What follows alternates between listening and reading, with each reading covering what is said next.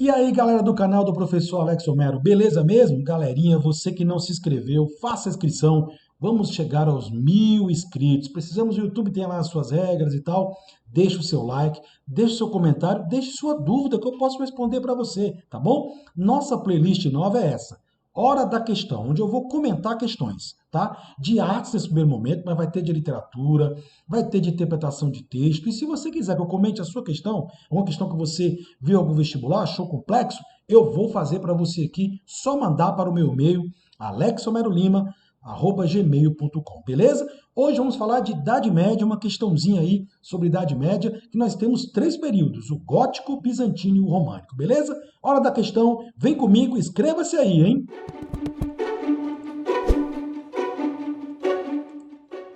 Beleza, galera, olha só. Bom, estamos aqui já inicialmente nessa tela de entrada. Tem 3 obras, uma obra de Giotto di Bondone, O Beijo de Judas, uma pintura da Idade Média, do período gótico, tá? Que já tinha algumas inovações interessantes. Começava a se usar a tinta a óleo e se pintava, que são os afrescos das igrejas. Veremos já já que a Igreja Católica era a maior patrocinadora dos movimentos artísticos ali da Idade Média. Idade Média que vai do século V ao século XV, tá bom? Eu tenho aqui no meio uma iluminura, onde tem uma ideia de um monge fazendo seu trabalho de copiar livros à mão, e tem um mosaico bizantino do imperador Justiniano. Tudo bem? Bom, quando eu vou aqui para a Idade Média, gente, eu preciso lembrar uma coisinha para vocês, tá? Vamos lembrar, galera, que na Idade Média o foco no aspecto histórico teocêntrico, tá? A igreja era o centro do mundo, pessoal. Então, do século V ao século XV, a igreja vai dominar todo o cenário. Você tem a ideia do feudalismo, então você vai ter algumas alusões aí à questão do mundo feudal, os castelos, os reinos, né? Claro, todos eles cristãos. Lembremos também que no final, a queda do Império Romano ali, você vai ter a divisão, né, da igreja. Eu vou ter a Igreja Católica Apostólica Romana, com a sede em Roma, e hoje seria o Vaticano, e eu tenho a Igreja Cristã Ortodoxa, que hoje a sede é em Istambul, outrora Constantinopla, e lá também tem arte, beleza? Então são 3 períodos dentro da Idade Média que envolve artes. O período bizantino, o período românico, esses dois próximos um do outro em termos de datas, e o último momento da Idade Média, que é o gótico, tá? Que já na chamada, o final da Idade Média aí, beleza?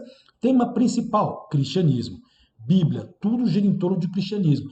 Muitas das obras foram feitas com um ideal muito claro: divulgar a fé católica, divulgar a fé cristã. Por isso que a igreja, gente, patrocinou a maioria dos artistas nessa época aí. Tudo bem, beleza? Tranquilo? Bom, vamos lá. Eu falei para vocês que nós temos 3 períodos, né?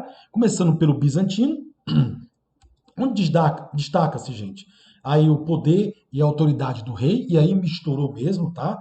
Mistura mesmo, você vai ter aí riqueza, poder, autoridade, o cristianismo. Justiniano usou muito isso bem, Constantino também, tá? Então você vai ter aqui a galera usando da religião e do poder político, juntando as duas coisas, quase como um absolutismo, digamos assim. Em termos artísticos, eu vou ter igrejas muito grandes, como a Basílica de Santa Sofia, com uma mesclagem de influência árabe também, tá? O que são esses mosaicos? Usar pedrinhas, né, azulejos, para os desenhos formarem a imagem do rei, como acabamos de ver, do imperador, mas também muitas imagens cristãs, e os ícones, que são pinturas que você faz já com uma base de madeira pronta. Você faz um molde, que seria hoje muito comum você colocar na parede o quadro, né? Então você já fazia esse molde do quadro com madeira e algum desenho, e o artista ir lá só complementar. Muito comum os ícones envolvendo Maria. Na cultura cristã ortodoxa, valoriza muito a imagem de Maria, tá? Além do menino Jesus. Essa parte era pintado. Aí você vai ter o chamado período românico. Período românico, o nome vem a ver com Roma. Sim, beleza, tem mesmo, tá? Onde as igrejas, as primeiras igrejas são chamadas fortalezas de Deus. Vocês vão ver que elas são muito bem elaboradas, pedra mesmo, mas horizontalizadas. Não queriam igrejas altas, queriam horizontalizadas. Quase não há janelas. O medo de invasão, porque você vivia, teve a invasão dos bárbaros, teve a invasão muçulmana, então aquela questão das guerras era muito comum. Então, a ideia de fortaleza para manter a igreja salva, o poder de Deus salvo ali, e tudo que está dentro da igreja também.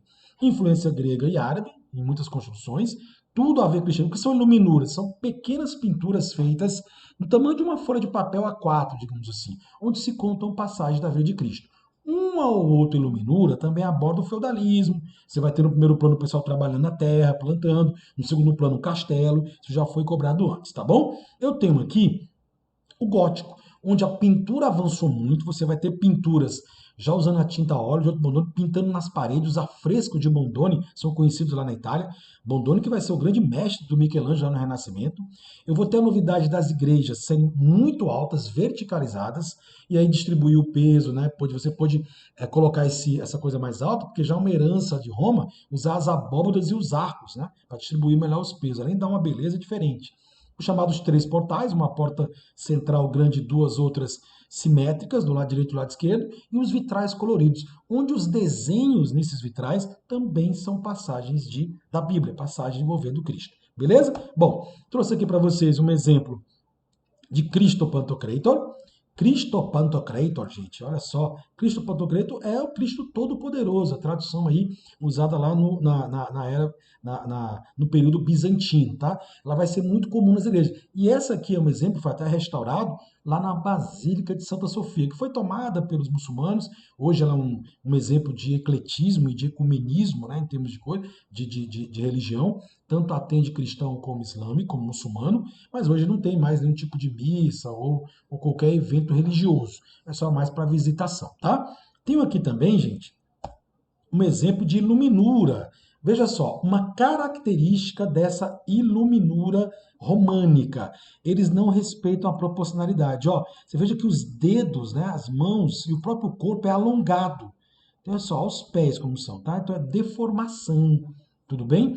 E as iluminuras eram coloridos, bonitos, eram feitas com letra até mesmo usando ouro, tá? Aqui eu tenho um primeiro plano, que seria Cristo, então sempre um tema bíblico, ó, lavando os pés dos apóstolos. Veja que é um Cristo esticado, né? Até brinco, parece um avatar, né? Olha os olhos arregalados. Então, românico não respeitava as regras de simetria e equilíbrio lá da época da cultura greco-romana, mas trabalha o tema religioso, que é importante. E aqui eu tenho uma pintura gótica, um exemplo belíssimo de pintura gótica, a Lamentação, né, a Luta de Cristo, de Giotto di Bondone. Olha o tamanho dela, 200 por 185 centímetros, então é grande, feita dentro da Capela de Pádua, lá na Itália. A própria igreja encomendava essas obras porque era uma forma também de você divulgar a fé católica. Beleza, pessoal? Bom, feita essa apresentação, trouxe para vocês aqui mais um exemplo. Agora, esse exemplo, galera, é um exemplo da igreja, bom, a famosa Catedral de Notre Dame, né, que pegou fogo aí recentemente, está sendo restaurada. E aqui um exemplo de vitral, né, da Catedral de Chartres, também em Paris. Os vitrais contam passagem da vida de Cristo. Olha a característica dessa igreja, gente, altíssima, né? Tá aí os três, citei para vocês agora há pouco, a característica dos três portais. Olha só aqui, ó, tá? Um, dois, três, tá vendo? Essa aqui, ó, maior do que outras duas. Esse vitral, essa rosácea, que por dentro dá um efeito colorido bem interessante, torres pontiagudas, né, com algumas nervuras. Esse é um exemplo aí típico das igrejas góticas, que são altas, verticalizadas, com muito espaço interno e com os vitrais coloridos, que servem não só para decorar, mas também como um exemplo didático da passagem da vida de Cristo, temas bíblicos. Chegamos à questão. No princípio do século XII, teve início na Europa uma economia fundada no comércio. Começou, né? A burguesia devagarzinho foi surgindo. E o centro da vida social deslocou-se do campo para as cidades, surgindo uma nova classe social, a burguesia urbana, oriunda das cruzadas, comércio, você estudou muito bem isso. Também resultado desse processo, a arte românica, que durou entre os séculos 8 e 12, mais ou menos, com maior efervescência no século 12, né, foi sendo abandonada em favor de um novo estilo, a arte gótica, que vai pegar aí do século 12 até 15/16, quando começa o Renascimento, que é a próxima questão da playlist, tá bom? A qual apresentava as seguintes características arquitetônicas, ou seja, cuidado, porque o foco da questão aqui, galera, tá? É a arte gótica. Ele citou a românica aqui no enunciado, mas é a arte gótica. A habilidade 12 é aquela que o Enem pede para o aluno identificar as características de um movimento artístico e as funções da arte. Cuidado, o Enem, nas questões de arte, é bastante conteudista. Letra A, temas religiosos? Sem dúvida.